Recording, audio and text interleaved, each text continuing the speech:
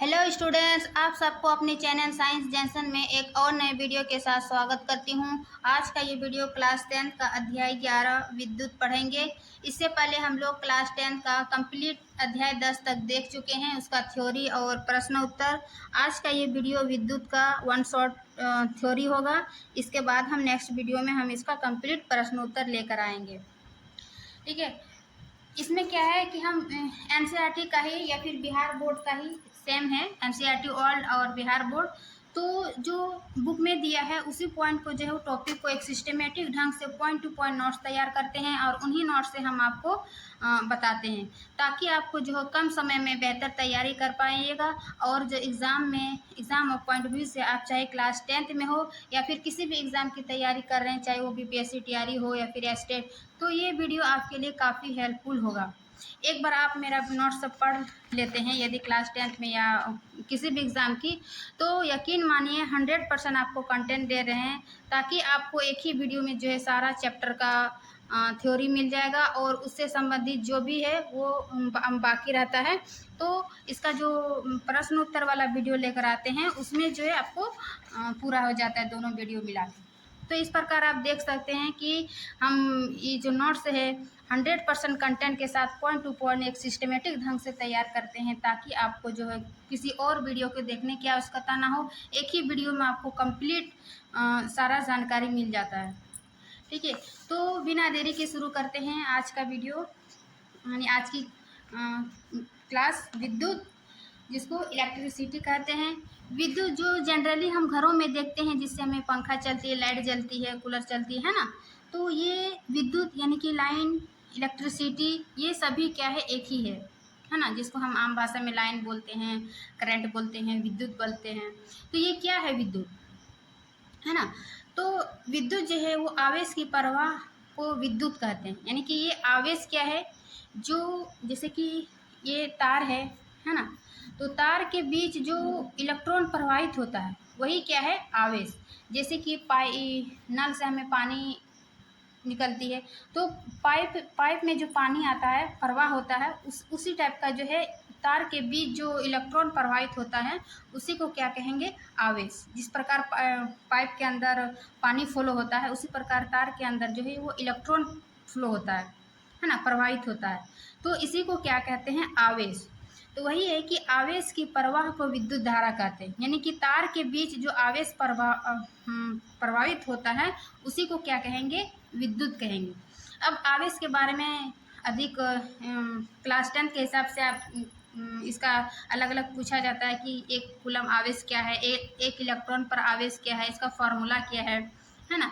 तो आवेश जो है, आवेश परमाणु का एक मूल कण होता है और यह धनात्मक भी हो सकता है और ऋणात्मक भी। मीन्स इसके तार के अंदर जो इलेक्ट्रॉन प्रवाहित हो रहा है वो धनात्मक भी होता है और ऋणात्मक भी। ठीक है, तो समान आवेश एक दूसरे को प्रतिकर्षित करते हैं।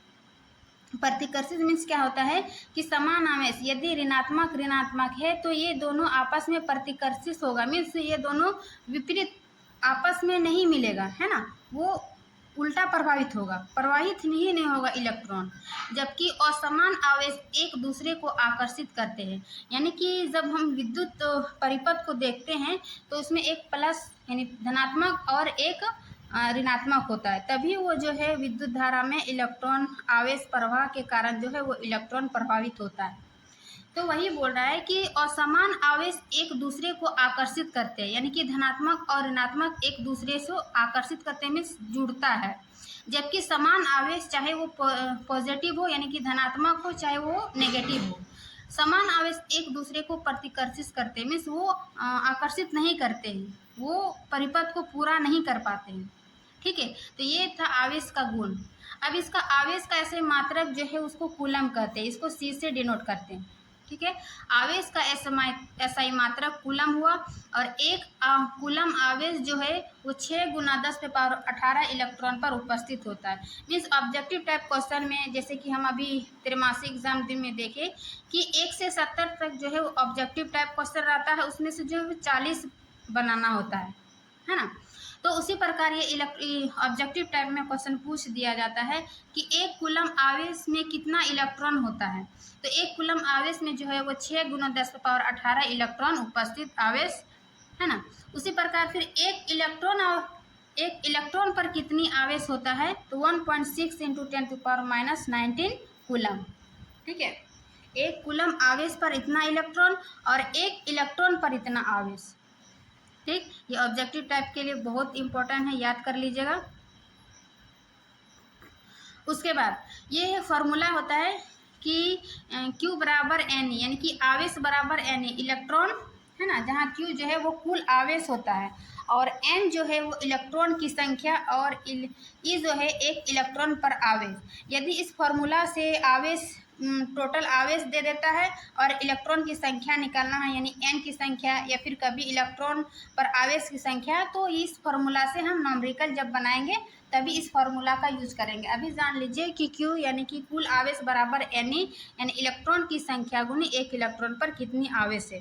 ठीक है, जैसे एक इलेक्ट्रॉन पर आवेश जो है 1.6 इंटू 10⁻19 कूलम, तो ये इसको गुना करके निकालेंगे। तो ये हम देख लिए कि विद्युत क्या है और आवेश क्या है ना। आवेश की प्रवाह को विद्युत धारा कहेंगे, जो कि तार के बीच इलेक्ट्रॉन प्रवाह होती है, तो उसी को क्या कहेंगे, आवेश। और फिर आवेश के बारे में जो है ये इन सभी को जाने कि समान आवेश जो है वो प्रतिकर्षित करते हैं और असमान आवेश जो है एक दूसरे को आकर्षित करते हैं, चाहे वो धनात्मक हो चाहे वो ऋणात्मक हो।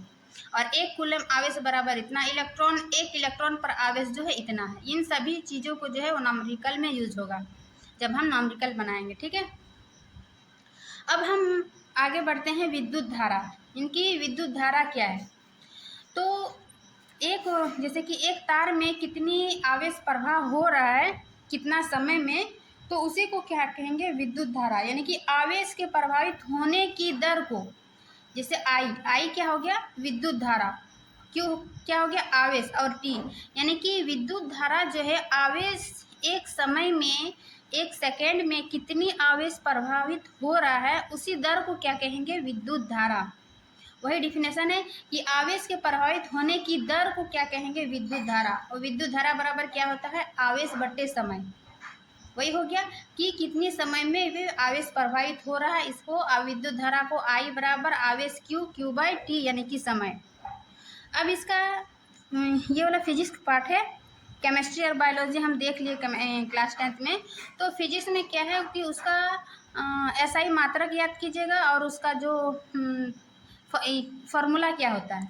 ठीक है, जैसे कि विद्युत धारा बराबर आवेश बटे समय, तो इसका न्यूमेरिकल में हम इन सभी को यूज करते हैं।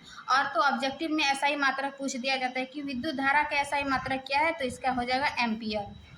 अब एक एम्पियर बराबर क्या होता है कि एक कूलम बटे एक समय, है ना, कि 1 मीटर एम्पियर होता है 10⁻⁻³ एम्पियर और 1 म्यू एम्पियर माइक्रो एम्पियर बराबर होता है 10⁻⁻6 एम्पियर।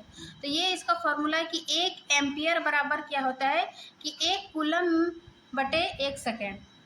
ठीक है, अब विद्युत धारा में मतलब किससे मापते हैं, तो इसका आंसर हो जाएगा ए मीटर, यानी कि विद्युत धारा को ए मीटर द्वारा मापा जाता है। जबकि यही विद्युत धारा के SI मात्रक हो गया एम्पियर और ए मीटर से इसको मापते हैं। इसका प्रतीक को हम इस प्रकार डिनोट करते हैं, ए से धनात्मक और ऋणात्मक। ए मीटर का प्रतिरोध जो है वो कम होता है तथा हमेशा श्रेणी क्रम में जोड़ा जाता है। यानी कि जो हमारे घरों में विद्युत धारा की दिशा इलेक्ट्रॉन को प्रवाहित होने की दिशा के विपरीत मानी जाती है। यानी कि इलेक्ट्रॉन को प्रवाहित, जैसे ये इधर से प्रवाहित हो रही है तो ये पॉजिटिव होगा, फिर ये नेगेटिव होगा, इधर से विपरीत, है ना, तो ही क्या होगा, वो दूसरे को आकर्षित होगा। इसीलिए बोल रहा है कि विद्युत धारा की दिशा जो है वे इलेक्ट्रॉन के प्रभावित होने की दिशा के विपरीत मानी जाती है, क्योंकि जिस समय विद्युत की परिघटना का सर्वप्रथम परीक्षण किया था तो इलेक्ट्रॉन के बारे में कोई जानकारी नहीं थी, अतः विद्युत धारा के धनावेशों का प्रवाह माना गया है। जिस समय ये धनात्मक और ऋणात्मक माना गया था उस समय जो है आवेश क्या बोल रहा है, आवेश की खोज नहीं हुई थी उतना सर्वप्रथम, इसीलिए जो है विद्युत धनावेशों का प्रवाह माना जाता है। अब हम विद्युत धारा समझ गए। अब है विभवांतर, है ना, जिसको पोटेंशियल डिफरेंस कहते हैं। ये क्या होता है, इस विभवांतर को भी से डिनोट करते हैं, यानी कि एकांक आवेश को एक बिंदु से दूसरे बिंदु तक लाने में किया गया कार्य को ही क्या कहेंगे, विभवांतर। विभवांतर बराबर क्या होता है, V बराबर W/Q, यानी कि W क्या हो गया, कार्य हो गया, और Q जो हो गया आवेश, यानी कि एक बिंदु से दूसरे बिंदु तक लाने में किया गया कितनी कार्य किया आवेश को एक बिंदु से, जैसे कि ये तार है, तार के बीच क्या है, आवेश प्रभावित हो रहा है, तो एक बिंदु से दूसरे बिंदु में जो क्या लाने में जो किया गया कार्य है, उस बिंदु में कितना आवेश है ना, आवेश को एक बिंदु से, तो यही फॉर्मूला हो गया कि V बराबर W/Q, यानी कि कितना कार्य किया और ये आवेश हो गया। तो और इसका एसआई मात्रक है वोल्ट, विभवांतर का एसआई मात्रक हो जाएगा वोल्ट। 1 वोल्ट बराबर क्या होता है कि जब 1 कूलम आवेश को लाने के लिए 1 जूल का कार्य होता है तो विभवांतर जो है 1 वोल्ट कहलाता है। मीन्स 1 कूलम आवेश है ना, क्यू 1 कूलम आवेश को लाने के लिए 1 जूल का कार्य होता है तो विभवांतर 1 वोल्ट कहलाता है, यानी कि 1 वोल्ट बराबर 1 जूल कूलम है ना -1, इस प्रकार। तो ये 1 वोल्ट बराबर ये इसका मान होता है, विभवांतर का सही मात्रक वोल्ट है, और विभवांतर बराबर V/W/Q, यानी कि कार्य बट्टे आवेश। विभवांतर हो गया। एक है वोल्ट मीटर, ये सभी जो है विद्युत का ही मतलब छोटा छोटा ये डिफिनेशन होता है, जिससे विद्युत परिपथ में क्या क्या होता है उन सभी चीज़ों को जो है एसआई मात्रक, 1 वोल्ट बराबर, 1 एमीटर बराबर, इन सभी चीज़ों को पढ़ना होता है। तो एक है वोल्ट मीटर। वोल्ट मीटर क्या होता है, विभवांतर को मापने की युक्ति, इसका प्रतिरोध ज़्यादा होता है तथा हमेशा पाशर में क्रम में जुड़ता है, यानी कि वोल्ट मीटर जो है वो विभवांतर को मापने की एक युक्ति है ना, विभवांतर को मापने की एक युक्ति है, और इसका प्रतिरोध जो है ज़्यादा होता है तथा यह हमेशा पाशर क्रम में जुड़ता है। अभी हम आगे जानेंगे कि पाशर क्रम, श्रेणी क्रम, समांतर क्रम क्या है, ठीक है। वोल्ट मीटर का प्रतीक ये है, जैसे ए मीटर का प्रतीक हम यहाँ ए देखे तो उसी प्रकार वोल्ट मीटर का प्रतीक हो जाएगा वोल्ट मीटर का ये V, और पॉजिटिव और नेगेटिव। अब है एक सेल। सेल क्या है कि यह एक सरल युक्ति है जो विभवांतर को बनाए रखती है ना। सेल जिसको हम बैटरी आम भाषा में कहते हैं, है ना, जिससे घड़ी, रेडियो ये सब चलती है। तो ये क्या हो जाएगा, यह एक सरल युक्ति है जो विभवांतर को बनाए रखती है। विद्युत धारा जो है वो हमेशा उच्च विभवांतर से निम्न विभवांतर की तरफ प्रभावित होती है। विद्युत धारा भी हम जो देखें कि वो हमेशा उच्च विभवांतर से निम्न विभवांतर की तरफ प्रभावित होती है, और विद्युत परिपथ में सामान्यतः उपयोग होने वाले कुछ अवयवी प्रतीक, यानी कि विद्युत परिपथ, जब विद्युत परिपथ क्या होता है कि जो संपूर्ण जितनी बिजली, जैसे पंखा चलता है तो उसके लिए जो जहाँ जहाँ से तार जो परिपथ जुड़ा है ना, बैटरी जुड़ा है, प्लग जुड़ा है ना, बल्ब जुड़ा है, तो इन सभी के लिए जो उसका प्रतीक होता है, क्या क्या विद्युत परिपथ में यूज़ होता है, इन सभी को हम यहाँ पर लिखे। जैसे कि नंबर 1 है कि विद्युत सेल, यानी कि इसको विद्युत सेल को ऐसे डिनोट करते हैं, एक धनात्मक और एक ऋणात्मक, फिर आएगा धनात्मक फिर ऋणात्मक, ऐसे विद्युत सेल क्या होता है आपस में जुड़ा होता है। दूसरा है कि बैटरी अथवा सेलों का संयोजन, ये तो विद्युत सेल हो गया, और इसका संयोजन क्या होगा, एक धनात्मक, एक ऋणात्मक, धनात्मक ऋणात्मक, इस प्रकार जो है वो सेलों का संयोजन जुड़ा होता है। फिर तीसरा है खुली, यानी कि पलंग कुंजी अथवा स्विच, यानी कि स्विच जो रहता है जिसको हम ऑन ऑफ करते हैं, तो इस प्रकार का ये खुला हुआ रहता है ना, इस प्रकार का रहेगा तो वो पलक जो है ऑन है, और जब ऑफ जब रहता है, यानी कि स्विच जब हम पंखा नहीं चलती या बल्ब नहीं चलती तो ऑफ की स्थिति में रहता है, तो इस प्रकार का इसका प्रतीक होगा, ठीक है। फिर है 5वां तार संधि। तार संधि को इस प्रकार तार संधि का प्रतीक है, ठीक है। ये सब परिपथ में जानना आवश्यक है।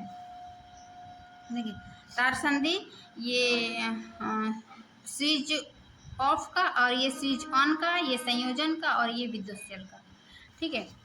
फिर नेक्स्ट पेज में कि बिना संधि के तार, अभी हम देखिए ये संधि वाला तार इस प्रकार था, अब बिना संधि, है ना, बिना संधि के तार प्रतिरोध ये इस प्रकार का होगा उसका प्रतीक। फिर है विद्युत बल्ब, ये विद्युत बल को इस प्रकार डिनोट करते हैं। फिर प्रतिरोधक, यानी कि जो विद्युत को रोकता है वो क्या है, प्रतिरोध। फिर प्रतिवर्ती प्रतिरोधक अथवा धारा नियंत्रक, इसको इस प्रकार या फिर इस प्रकार से डिनोट करते हैं। फिर एमीटर को इस प्रकार अभी हम देखें पीछे। फिर है वोल्ट मीटर को इस प्रकार इसका प्रतीक है ना। इन सभी को जो है वो परिपथ में यूज होने वाला है इन प्रतीकों को, इसलिए हम इन सभी प्रतीक को एक जगह लिख दिए ताकि आपको जो है वो समझने में आसानी हो। ठीक है, अब हम आगे बढ़ते हैं। ओम मीटर, ये ओम मीटर क्या है, हाँ ये तो एग्जाम ऑफ पॉइंट व्यू से इम्पोर्टेंट मान के रखिए कि ये तो एग्जाम में आएगा ही, चाहे वो अर्धवार्षिक हो या फिर त्रैमासिक हो, जो भी एग्ज़ाम होता है, या फिर वार्षिक हो, है ना। इन सभी के लिए इम्पोर्टेंट मान लीजिए ओम का नियम। तो ओम का नियम क्या है कि किसी विद्युत परिपथ में धातु के तार के दो सिरों के बीच विभवांतर उसमें प्रवाहित होने वाली विद्युत धारा के समानुपाती होता है, परंतु तार का जो है वो तापमान समान रहता है। क्या कहने का अर्थ है, देखिए एक इसको हम मान लेते हैं विभवांतर, ठीक है, और इसको मान लेते हैं आई विद्युत धारा। ये ग्राफ क्या दर्शाता है कि जैसे जैसे जो विभवांतर बढ़ती है वैसे वैसे ये विद्युत धारा भी बढ़ती है, जैसे जैसे विभवांतर घटेगा तो ये विद्युत धारा भी घटेगा, यानी कि ये एक दूसरे के क्या होगा, अनुक्रमानुपाती, यानी कि एक बढ़ेगा तो दूसरे भी बढ़ेगा, एक घटेगा तो दूसरा भी घटेगा, ये दोनों एक दूसरे के समानुपाती होता है। ठीक है, यही बोल रहा है कि किसी विद्युत परिपथ में धातु के तार के दो सिरों के बीच विभवांतर उसमें प्रभावित होने वाले विद्युत धारा, विभवांतर और विद्युत धारा के समानुपाती होते है ना। समानुपाती वही कि एक बढ़ेगा तो दूसरा बढ़ेगा, दूसरा घटेगा तो ये विभवांतर घटेगा तो विद्युत धारा भी घटेगा। इसका सिंबल वही समानुपाती होता है एक दूसरे का, यही है ओम का नियम। परंतु तार का तापमान जो है वो समान रहता है, किंतु ये दोनों का जो तार का तापमान है वो क्या रहता है, समान रहता है ना। और ये भी बराबर आई आर है ना, इसका फॉर्मूला है, यानी कि ओम के नियम के अनुसार भी बराबर आई आर। तो आर क्या है, एक नियतांक है जिसे तार का प्रतिरोध कहते हैं, है ना, प्रतिरोध को आर से डिनोट करते हैं। तो इसे फार्मूला से हम जो है आगे और फार्मूला बनाएंगे ताकि जो हम नंबरिकल बनाएंगे उसमें ये यूज़ करेंगे। तो अभी इतना जान लीजिए कि ओम का नियम क्या है। तो ये जो दो सिरों के बीच विभवांतर और उसमें प्रवाहित होने वाले धारा, ये दोनों एक दूसरे के क्या होता है, समानुपाती होता है, परंतु इसका तापमान जो है वो समान रहता है। तो ये ओम का नियम याद कर लेते हैं। उसके बाद अभी जो हम देखें प्रतिरोध, तो प्रतिरोध क्या है, इनकी रेसिस्टेंस क्या है, इसको आर से डिनोट करते हैं, और इसका एसआई मात्रक जो है वो ओम होता है। ओम को इस प्रकार हम लिखते हैं, है ना, उसका सिंबल भी याद कीजिए एसआई मात्रक में। तो प्रतिरोध का एसआई मात्रक हो जाएगा ओम, और एक ओम बराबर होता है 1 वोल्ट बत्ते 1 एम्पियर, है ना, 1 वोल्ट बत्ते 1 एम्पियर। तो प्रतिरोध क्या है कि यह चालक का वह गुण है जिसके कारण वह प्रवाहित होने वाली धारा का विरोध करता है, यानी कि किसी तार में धारा प्रवाहित हो रहा है तो प्रतिरोध जो है इस धारा का विरोध करेगा, है ना, प्रवाहित होने वाली धारा का क्या करता है, विरोध करता है। तो इसी को क्या कहेंगे, प्रतिरोध, और वही इसका ऐसा मतलब ओम है। 1 ओम बराबर 1 वोल्ट बट्टे 1 एम्पियर। जब परिपथ में, है ना, क्या है, जब परिपथ में 1 एम्पियर की धारा प्रवाहित हो रही है, जब परिपथ में 1 एम्पियर की धारा प्रवाहित हो रही है तथा विभवांतर 1 वोल्ट हो तो प्रतिरोधक जो है वो 1 ओम कहलाता है। वही है कि 1 ओम बराबर क्या है, तो 1 वोल्ट बटे 1 एम्पियर को ही क्या बोलेंगे, 1 ओम। ठीक है, प्रतिरोध हो गया। अब है एक धारा नियंत्रक। ये धारा नियंत्रक क्या है कि परिपथ में जो प्रतिरोध है, परिपथ में प्रतिरोध को परावर्तित करने के लिए जिस युक्ति का उपयोग किया जाता है उसको क्या कहते हैं, धारा नियंत्रक। ठीक है, परावर्तित करने के लिए यानी कि परिवर्तन करने परिपथ में जो प्रतिरोध होता है, यानी कि विद्युत धारा को रोकने की जो युक्ति लगाते हैं प्रतिरोध, तो उसी को परावर्तित करने के लिए जिस युक्ति का उपयोग किया जाता है उसी को क्या कहेंगे, धारा नियंत्रक। ठीक है, अब प्रतिरोध जो है वो किन किन कारकों पर निर्भर करता है, ये भी इम्पोर्टेंट रख लीजिए।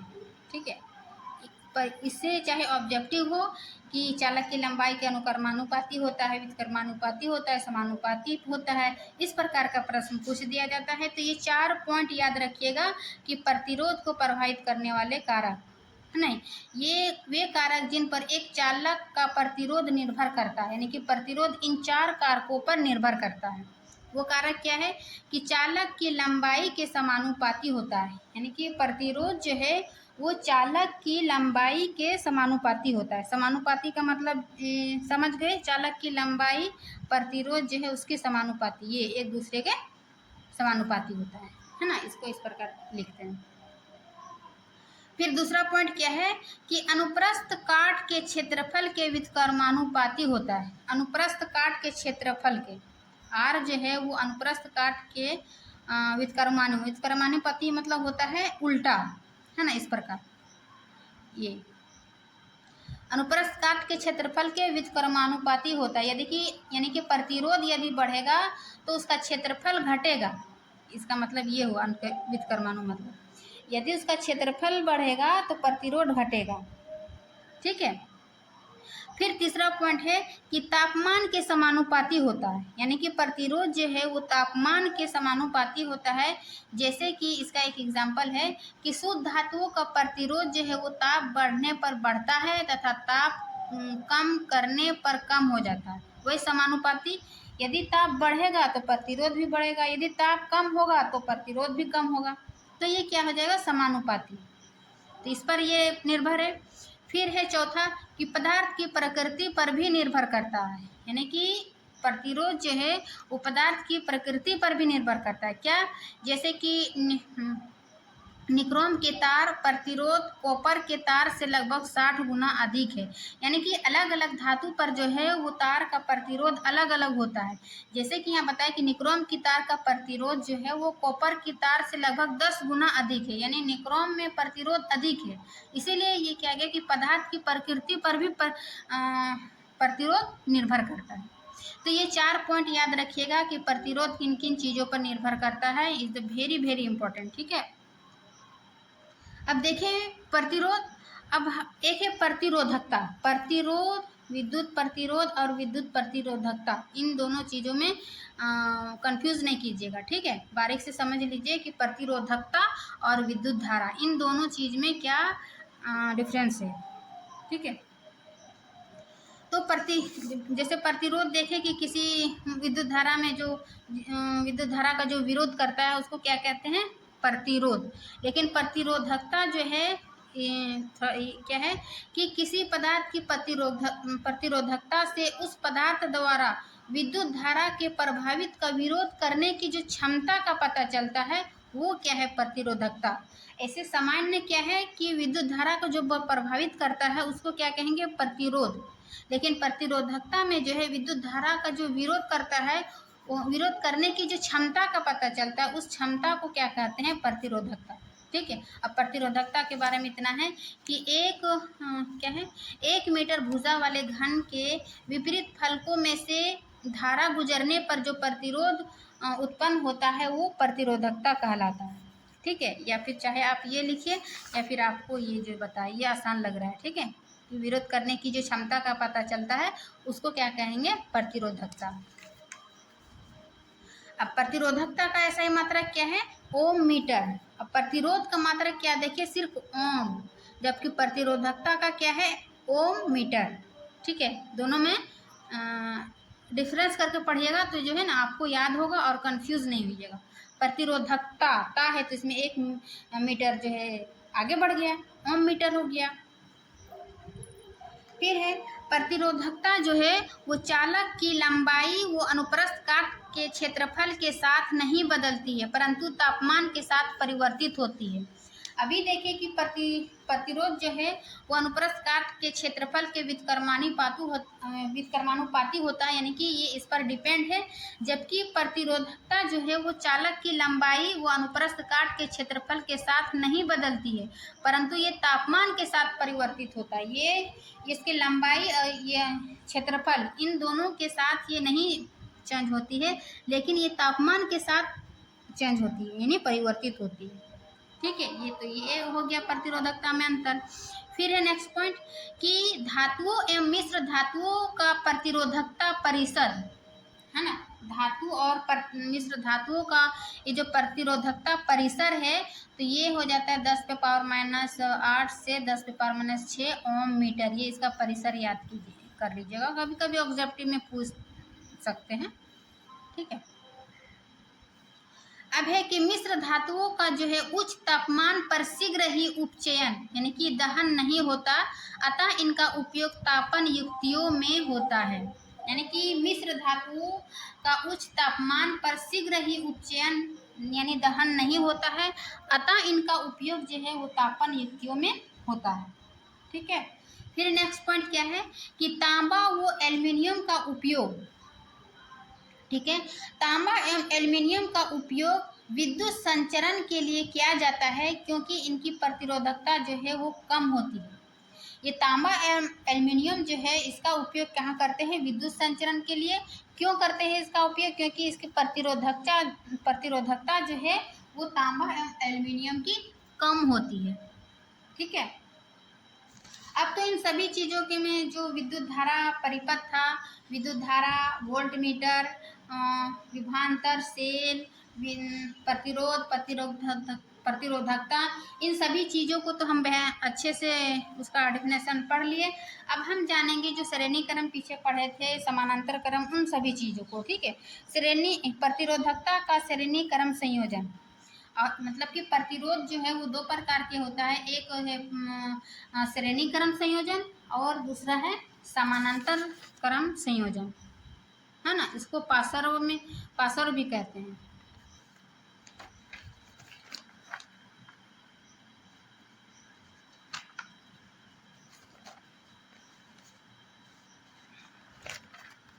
तो श्रेणी क्रम संयोजन इधर हो गया।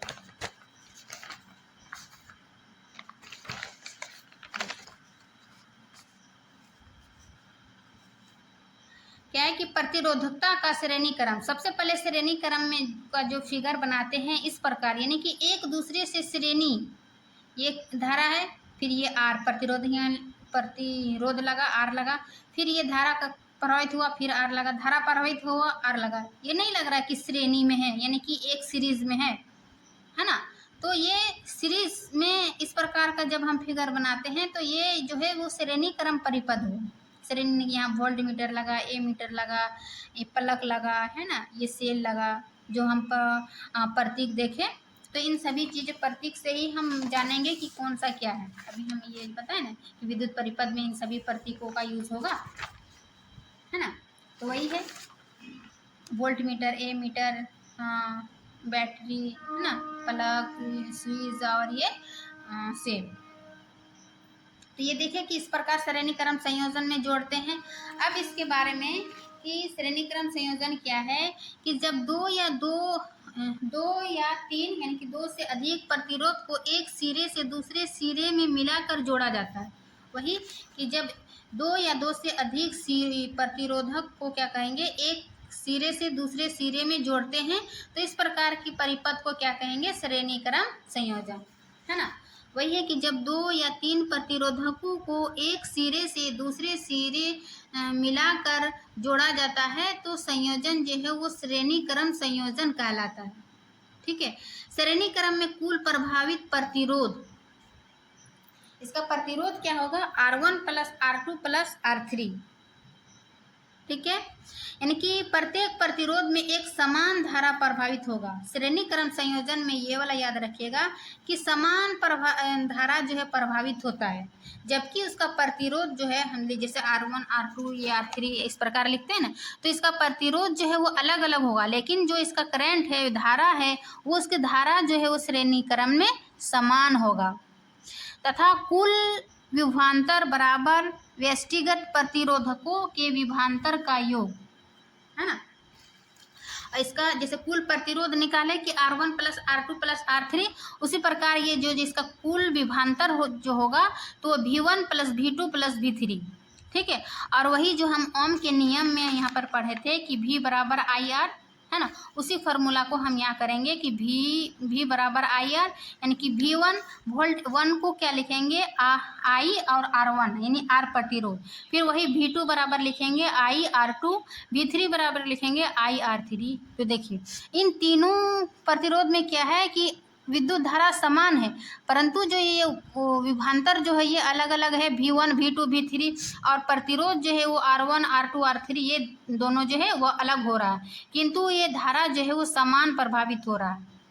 ठीक है, अब उसी फार्मूला से हम एक निकालेंगे कि ये श्रेणी क्रम संयोजन जो है वो V बराबर आई आर, अभी हम देखें तो सभी R को यदि जोड़ते हैं और ये विभवांतर बराबर इतना होता है, तो यही फार्मूला हो जाएगा कि V बराबर आई आर, फिर हम बैठाते हैं और I बराबर ये R1 आई into R1 plus R2 R3 करके ये आई आर कट जाता है, और ये R1 बराबर हमारे लास्ट में क्या निकलता है R1 plus R2 plus R3।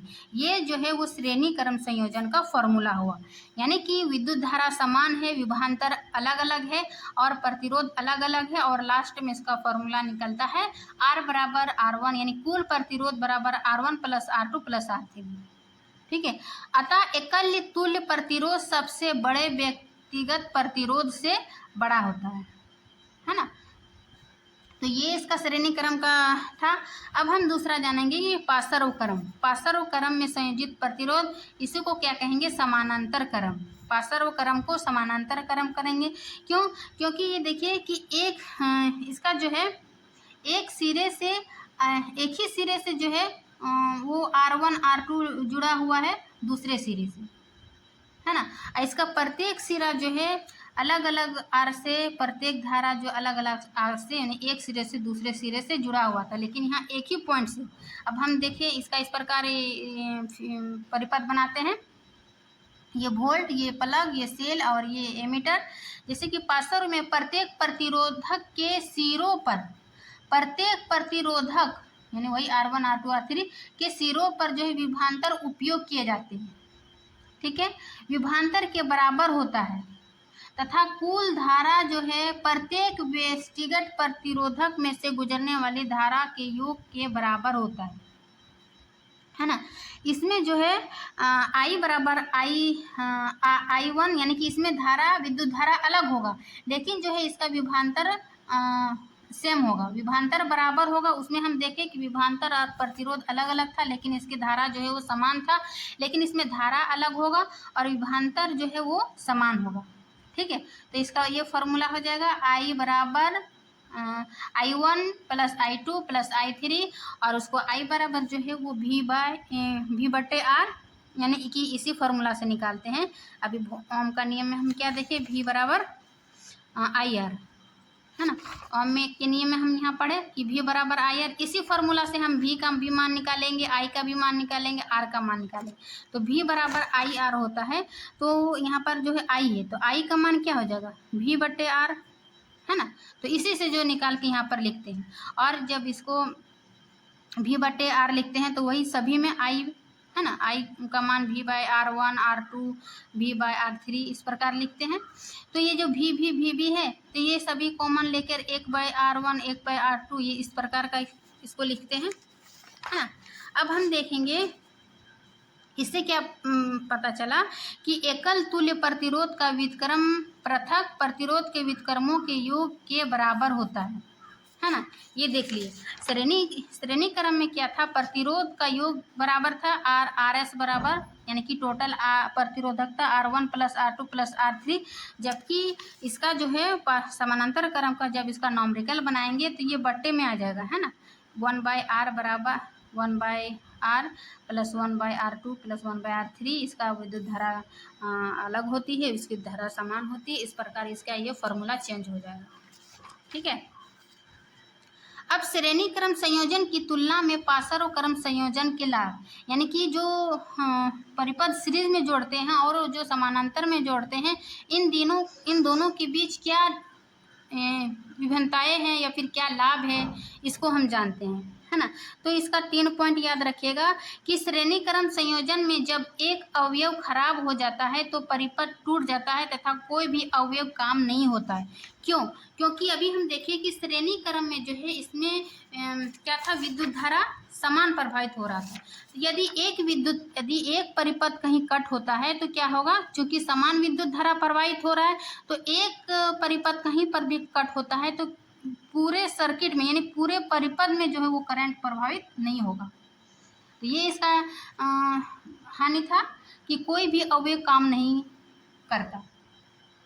यदि एक परिपथ कहीं पर भी टूट जाता है तो तथा कोई भी अवयव जो है वो काम नहीं करता है, जबकि अलग अलग अवयवों में अलग अलग धारा की जरूरत होती है। यानी कि अलग अलग जो यूज़ करते हैं अवयव, तो उसके लिए जो है अलग अलग धारा की जरूरत होती है। तो यह गुण श्रेणीक्रम के लिए उपयुक्त नहीं होता है क्योंकि श्रेणीक्रम में धारा एक जैसी रहती है। धारा एक जैसी रहती है तो सभी की करंट का जो वो वोल्ट है तो विभवांतर जो है वो अलग अलग होती है। जैसे कि वॉशिंग मशीन का, एसी का, फ्रिज का, तो ये क्या होता है, अलग अलग होती है। तो ये श्रेणीक्रम के लिए सही नहीं मानी जाती है कि सभी में जो है वो धारा एक ही तरह का प्रभावित हो रहा है। यदि एक परिपथ खराब होता है या टूट जाता है तो सभी प्रभावित जो है वो बंद हो जाएगा। फिर है तीसरा कि पासर और संयोजन में प्रतिरोध कम होता है ना। इसका प्रतिरोध जो है पासर क्रम का यानी कि समानांतर का इसका प्रतिरोध कम होता है। तो ये दोनों को देखिए कि श्रेणी क्रम और पासर क्रम में दोनों का क्या लाभ था, क्या हानि था। ठीक है, तो इसके लिए 3 पॉइंट याद रखिएगा। अब है कि विद्युत धारा का तापीय प्रभाव, यानी कि विद्युत धारा का तापीय प्रभाव क्या है। तापीय प्रभाव मीन्स जो उष्मा यानी कि उष्मा जो जिस विद्युत धारा का तापीय प्रभाव, जैसे कि बल्ब जल रही है, पंखा चल रही है, तो क्या होता है चलते चलते क्या होता है वो गर्म, है ना, देखिएगा कि गर्म होने लगेगा। तो ये जो गर्म होता है इसी को क्या कहेंगे, विद्युत धारा का तापीय प्रभाव। या फिर हम हीटर यूज करते हैं, आयरन यूज करते हैं, वो सभी क्या होता है धारा से, जब धारा इसमें प्रभावित होता है तो वो गर्म हो जाती है। इसी को क्या कहेंगे, विद्युत धारा का तापीय प्रभाव। तो क्या है कि यदि एक विद्युत परिपथ विशुद्ध रूप से प्रतिरोधक है तो स्रोत की ऊर्जा पूर्ण रूप से उष्मा के रूप में क्षतीय होती है। इसी विद्युत धारा का तापीय प्रभाव कहते हैं। वही सामान्यतः मान लीजिए कि जो विद्युत से जो गर्म होती है उसी को क्या कहेंगे, तापीय प्रभाव। अब इसका लिए एक जो फॉर्मूला है कि ऊर्जा बराबर शक्ति गुना समय, यानी कि पावर गुनी समय। इसके लिए जो है विद्युत धारा का तापीय H बराबर जो है इसका 3 फॉर्मूला याद कीजिएगा। इन तीनों फॉर्मूला से ऑब्जेक्टिव टाइप क्वेश्चन में भर भर के पूछ दिया जाता है कि इनमें से कौन सा ऊर्जा का मात्रक नहीं है या ऊर्जा का फॉर्मूला नहीं है। ये 3 दे दिया जाता है, चौथा गलत देता है, उसमें से चूज करना होता है ना। तो ऑब्जेक्टिव तो चाहे आप क्लास 10th में है उसमें भी पूछ दिया जाता है बिहार बोर्ड में, या फिर आप या फिर आप मतलब किसी भी एग्ज़ाम की तैयारी कर रहे हैं तो उसके लिए भी ये जो है फॉर्मूला काफ़ी इम्पोर्टेंट है। ठीक है, तो इसके लिए सबसे पहला फॉर्मूला है कि H बराबर PT यानी कि शक्ति गुनी समय। फिर वही H बराबर VIT है ना, ये दूसरा फॉर्मूला है। फिर तीसरा है कि H बराबर I² RT। ये 3 फॉर्मूला H का याद कर लीजिए कंठस्थ, ताकि आपको न्यूमेरिकल में भी काम देगा और ऑब्जेक्टिव टाइप एग्जाम में भी काम देगा। ठीक है, और है कि P बराबर VI और V बराबर I है, वह इसी से फॉर्मूला से निकालते हैं। H जो है वो उष्मा ऊर्जा है, अतः उत्पन्न ऊर्जा जो है I² RT है ना। सामान्यतः ये इससे जो फॉर्मूला से न्यूमेरिकल बनाते हैं। तो ये था विद्युत धारा का तापीय प्रभाव। अब जो है वो जूल का विद्युत धारा का तापन नियम, यानी कि जूल का जो है वो विद्युत धारा का तापन नियम क्या है। तो इस नियम के अनुसार क्या है कि किसी प्रतिरोध में उत्पन्न, है ना, किसी प्रतिरोध में उत्पन्न ऊष्मा विद्युत धारा के वर्ग के समानुपाती होता है। ये इसका नियम है जूल का विद्युत धारा का तापन नियम, कि जब किसी परिपथ में प्रतिरोध में उत्पन्न ऊष्मा जो होता है वो उसके विद्युत धारा के वर्ग के समानुपाती होता है और प्रतिरोध के समानुपाती होता है। ये दूसरा पॉइंट है कि प्रतिरोध के समानुपाती होती है और उससे जो उत्पन्न धारा है ना, उत्पन्न ऊष्मा ऊष्मा विद्युत धारा के समानुपाती होता है। ये इसका दूसरा पॉइंट हो गया। फिर तीसरा पॉइंट क्या है कि विद्युत धारा के प्रभावित होने वाले समय के समानुपाती होता है। देखिए, विद्युत धारा में जो प्रभावित हो रहा है उस समय के भी समानुपाती होता है और प्रतिरोध के भी समानुपाती है, और जो उससे जो उत्पन्न ऊष्मा हुआ उस ऊष्मा जो है विद्युत धारा के वर्ग के समानुपाती होता है। तो ये जूल का विद्युत धारा का तापन के 3 नियम याद रखिएगा, हो सकता है एग्जाम में पूछ दे। ठीक है, अब इसका नेक्स्ट जानेंगे। ये तो हो चुका था। अच्छा,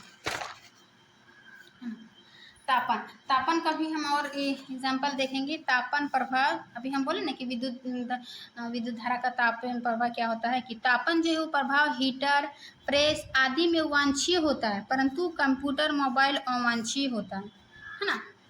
वो हीटर में जो है वो ताप होना ये सब क्या है उसमें ज़रूरी है। जब यदि हीटर हीट नहीं होगा, गर्म नहीं होगा, आयरन गर्म नहीं होगा, तो फिर हम कैसे उसमें काम करेंगे। तो ये वांछनीय है, मतलब इसके लिए जो है ये आवश्यक है। परंतु जब यदि हम कंप्यूटर या मोबाइल को जब हम अधिक हद से ज़्यादा, है ना, आवश्यकता से अधिक मोबाइल को हम छेड़ते हैं या फिर यूज़ करते हैं, तो वो क्या हो जाता है, उसमें तप्त हो जाता है, मीन्स गर्म हो जाता है। इसको क्या कहेंगे, अवांछनीय होता है ना। तो ये ताप।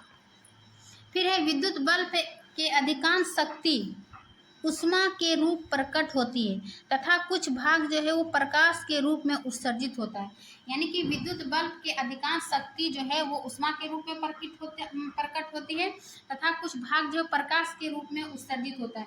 यानी कि बल्ब को जलते हुए बल्ब को बंद करके फिर छुइए, आपको क्या पता चलेगा, बल्ब जो है वो गर्म हो चुका है।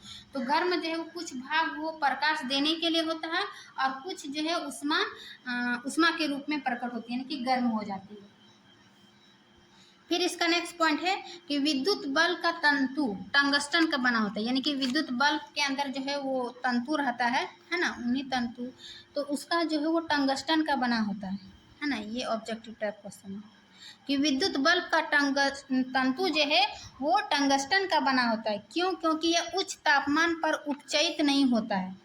ठीक है, और इसका गलनांक उच्च यानी कि 3380 डिग्री सेल्सियस होता है टंगस्टन का गलनांक। बल्बों में रासायनिक दृष्टि से अक्रिय, यानी कि ये भी इम्पोर्टेंट है कि बल्ब में कौन सी गैस भरी होती है, अक्रिय गैस है। रासायनिक दृष्टि से अक्रिय नाइट्रोजन तथा आर्गन गैस भरी जाती है, जिससे तंतु की आयु में वृद्धि हो जाती है ना। इतने गलनांक होते हुए भी जो है वो बल्ब के अंदर जो टंगस्टन का बना होता है वो नहीं जल्दी खराब होता है। क्यों? क्योंकि इसके अंदर जो है वो नाइट्रोजन और आर्गन गैस भरी होती है। नाइट्रोजन और आर्गन जो है वो अक्रिय गैस होती है ना, जो कि केमिस्ट्री में हम लोग पीरियोडिक टेबल पढ़ते हैं ना, उसमें अक्रिय गैस कौन सा है, वो लास्ट वाला पीरियड। तो उसको ये नाइट्रोजन, आर्गन, हीलियम, ये सब नियॉन, ये सब क्या है, अक्रिय गैस है। तो वो बल्ब में जो है वो नाइट्रोजन और आर्गन गैस भरी होती है। इससे क्या होता है, तंतु की आयु में जो है वो वृद्धि हो जाती है। ठीक है, अब हम देखते हैं कि विद्युत शक्ति, यानी कि विद्युत शक्ति क्या है, इलेक्ट्रिक पावर। तो उसमें ऊर्जा के उपभुक्त होने की दर को क्या कहेंगे, शक्ति कहते हैं। यानी कि जो भी ऊर्जा है उसका जो यूज है ना, उपभुक्त यानी जी कितना यूज हुआ है उसको होने की दर को शक्ति कहते हैं। जैसे कि इसका प्रतीक यानी विद्युत शक्ति पावर P बराबर VI यानी कि वोल्ट बटे आई। फिर इसका P बराबर, जैसे कि हम H का फॉर्मूला देखे थे उसी प्रकार इस P को भी याद रख लीजिएगा। 3-4 फॉर्मूला आते हैं। P बराबर VI, P बराबर आई स्क्वायर R, और ये P बराबर V स्क्वायर R, P बराबर IT। ये अभी हम देखें ना एच का ये 3-4 फॉर्मूला, उसी तरह ये विद्युत शक्ति का भी याद कर लीजिएगा 3 फॉर्मूला। ठीक है, फिर इसका एसआई मात्रक, यानी कि शक्ति का एसआई मात्रक वाट है, और 1 वाट बराबर होता है 1 वोल्ट गुना 1 एम्पियर। ठीक है, ये भी याद रखिएगा। इन सभी जब हम इसका क्वेश्चन आंसर वाला पार्ट लेकर आएंगे इस सभी फॉर्मूला का यूज होगा। ठीक है, जैसे कि ऊर्जा का व्यवहारिक मात्रक, यानी कि ऊर्जा का, जैसे हमारे घरों में बिजली होता है, यूनिट होता है, उसको किस में मापते हैं, तो ऊर्जा का व्यवहारिक मात्रक जो है वो किलोवाट घंटा होता है। उस मीटर में जो है वो किलोवाट घंटा रहता है ना। और 1 किलोवाट घंटा जो है वो 3.6 इंटू 10⁻6 जूल, ये इतना होता है। 1 किलोवाट घंटा बराबर, ये भी याद रखिएगा, इतना होता है, यानी कि 3 लाख जूल लगभग बराबर होता है। ठीक है।